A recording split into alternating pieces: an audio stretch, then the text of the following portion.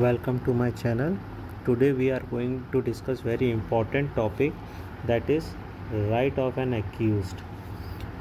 आरोपी के क्या क्या राइट्स होते हैं, कहाँ पे? CRPC में, IEA में और इंडियन कॉन्स्टिट्यूशन में। सबसे पहला राइट होता है right to be informed. Right to be informed section 50 of CRPC ये बोलता है कि जब भी कोई पर्सन अरेस्ट होता है तो उसको किस वजह से अरेस्ट किया जाता है ये उसको बताना इम्पॉर्टेंट है। सेकंड है, अब पीपल अरेस्ट तो हो गया है, उसको बेल लेना पड़ेगी। तो जो बेल है वो डिफाइन होता है under section 436 and 437 of CRPC, जिसमें जो भी एक्यूज्ड है वो एंटाइटल होता है to release on bail if court feel that the offence is not of serious nature. अगर सीरियस नेचर का ऑफेंस नहीं है या जो कंडीशन बेल के लिए फुलफ़िल करनी होती है वो फुलफ़िल एक्यूज़ कर रहा है तो उसको बेल मिलना चाहिए।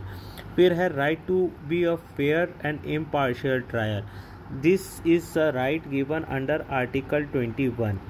इसमें ये कहा गया है कि accused has right of fair and impartial trial, मतलब जो भी प्रोसिक्यूशन और एक्यूज्ड है दोनों को बराबर का मौका मिलना चाहिए अपना केस प्रेजेंट करने के लिए। और आर्टिकल 22 सब क्लॉज 2 क्या बोलता है कि no person shall be prosecuted and punished for the same offence more than once, मतलब ये डबल जियोपार्डी वाली बात हो गई। फिर नेक्स्ट है that right to be presumed innocent until proven guilty. This is the most important right of an accused कि court में जाने के पहले ही उसको लोग गिल्टी मानना चालू कर देते हैं, बट ऐसा नहीं है। Article 20 sub clause 3 of Indian constitution कहता है जब तक कि उसको गिल्टी प्रूव नहीं कर दिया जाता उसे इनोसेंट माना जाएगा। Right to an attorney means section 303 जो है CRPC का, वो हर एक्यूज पर्सन को एंटाइटल करता है कि उसे कोई एडवोकेट रिप्रेजेंट करे। अगर उसके पास पैसे नहीं है तो उसको फिर लीगल एड भी मिल सकता है। Right to remain silence section 161 of Indian Evidence Act ये बोलता है कि पर्सन अपने इन्वेस्टिगेशन के समय पर साइलेंस रह सकता है और कुछ ऐसी बात वो अगर नहीं बोलना चाहता है जो वो उसके अगेंस्ट हो तो उसे कोई कंपेल नहीं किया जा सकता। हाउएवर राइट टू, बट अगर अपराध कुछ सीरियस है तो उस मैटर में कुछ एक्सेप्शंस हो सकते हैं। फिर उसको होता है नेक्स्ट होता है इसका right to be cross examination. Section 138 of Indian Evidence Act कहता है कि एक्यूज पर्सन एंटाइटल होता है क्रॉस एग्जाम करने के लिए रिलेटेड टू द जो भी विटनेस प्रोसिक्यूशन द्वारा प्रेजेंट होते हैं उनका क्रॉस एग्जामिनेशन कर सकता है। राइट टू डीम्ड एक्विटल, इसमें बोला गया है कि सेक्शन 300 ऑफ CRPC उसमें person has been acquitted for the crime due to lack of evidence. अगर कोई एविडेंस नहीं है और उसके अगेंस्ट जो भी चार्जेस लगाए हैं उसका कोई प्रूफ ही नहीं है तो वो उसको एक्विटल भी कर सकता है court. That is right to deemed acquittal. Right to appeal, अगर कुछ ये जो है सेक्शन 137 में बताया गया है कि वो एंटाइटल है to file appeal against conviction और sentence within 90 days of the judgment. 90 दिन के अंदर वो अपील कर सकता है हायर कोर्ट में अगर उसको लगता है कि उसको गलत कन्विक्शन हुआ है या सेंटेंस हुआ है। Right to compensation section 357 of CRPC ये कहता है कि कोर्ट के पास डिस्क्रिशन होते हैं to order the payment of compensation to the victim or legal heir of the deceased.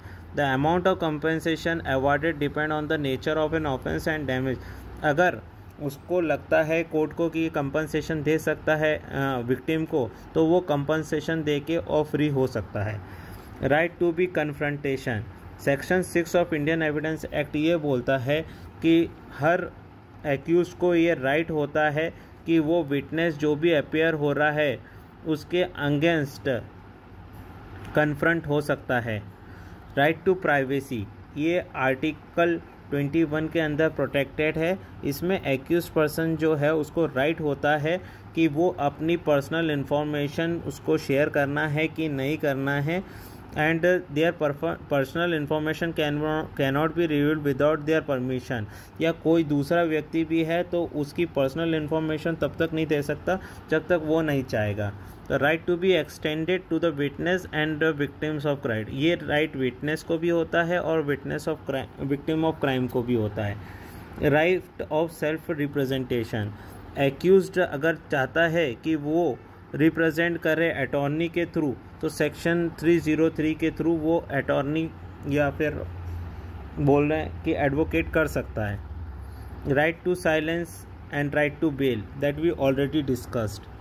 Right to be double jeopardy, same offence के लिए बार बार उसको पनिश नहीं किया जा सकता।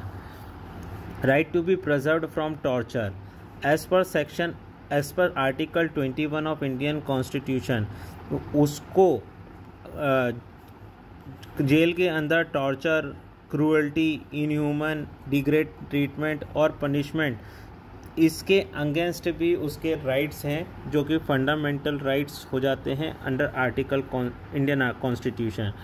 Right to present with an evidence, section 252 उसको राइट देता है कि वो अपने एविडेंस प्रेजेंट कर सकें अगेंस्ट।